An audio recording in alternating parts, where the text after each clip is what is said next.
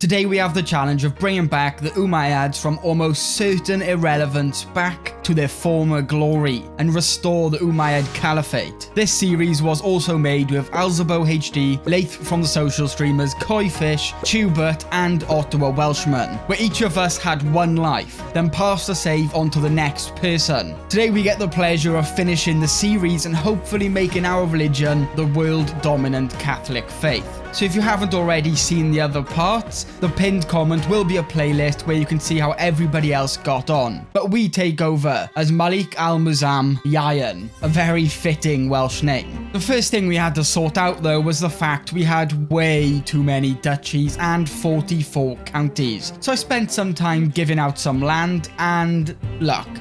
I'm not an ungrateful person, as much as I appreciate Ottawa going out of his way to find the absolute worst character possible for me to marry. I'm just going to quickly, yeah. But we wasted no time in going to war, firstly to take Ashir in Yayan's first war. Of course, many of his vassals took this opportunity to try and dissolve the current Umayyad Empire. Right. Let me just be honest here for 1 second. We was easily able to manage this faction, but we are sadistic and absolutely sick and tired of nobody in Iberia being able to pronounce Yayan. So we snapped, executing 95 prisoners.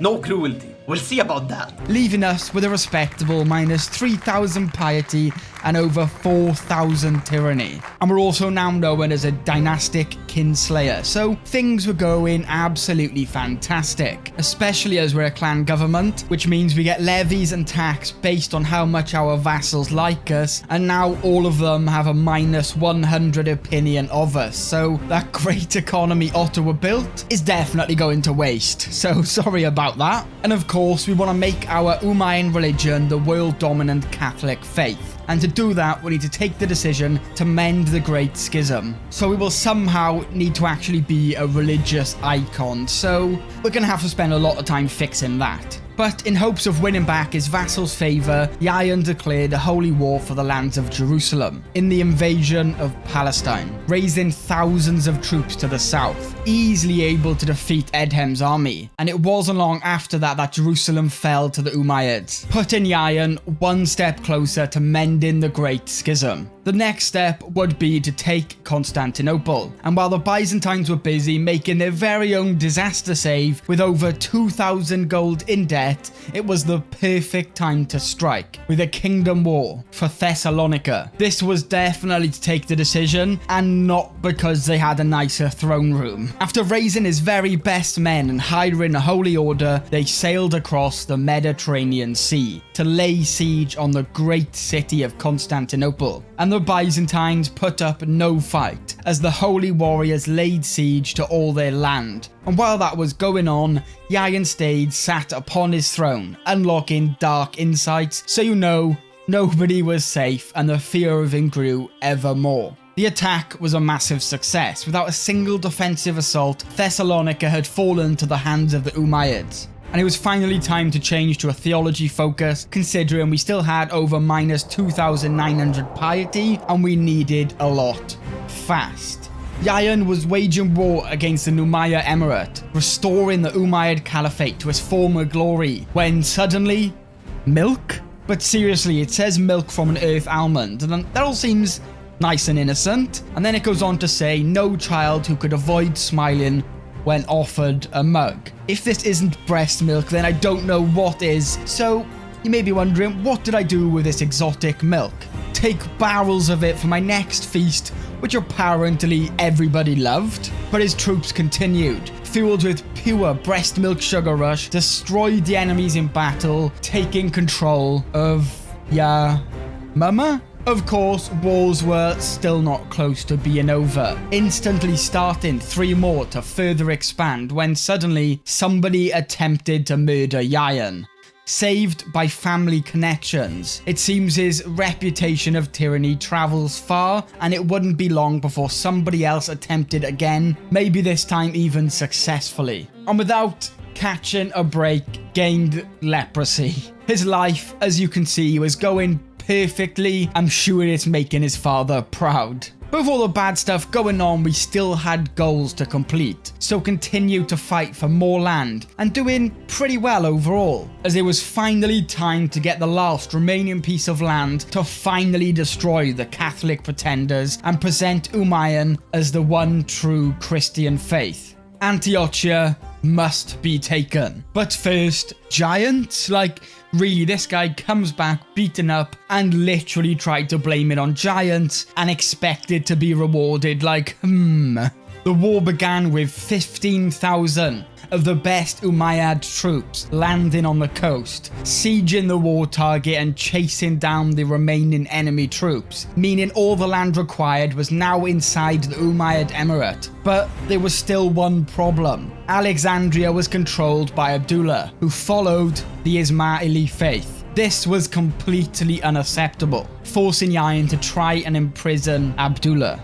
First though, taking the holy path with a pilgrimage to fix his awful piety, costing over 1,000 gold to go to Jerusalem. But for whatever reason, his renowned physician appeared in the middle of his pilgrimage, desperate to treat his leprosy. Of course, leaving him with one leg in the middle of the longest walk ever, so thanks for that. Still determined though, he hopped into battle against his petty vassal, who refused imprisonment. Nobody dared to join his side out of fear of being executed, meaning Alexandria fell quickly, forcing Abdullah to surrender and give up his land. Now all Umayyad needed was piety to become a true man of God and to convince the Catholic masses to convert. Although it did seem to be doing a pretty good job on his own, appearing in France. This clearly made the Pope take notice, not able to just sit back and allow heresy to spread. He declared Jerusalem as rightfully belonging to the Catholics and started preparing a crusade, which 86,000 brave Catholics all pledged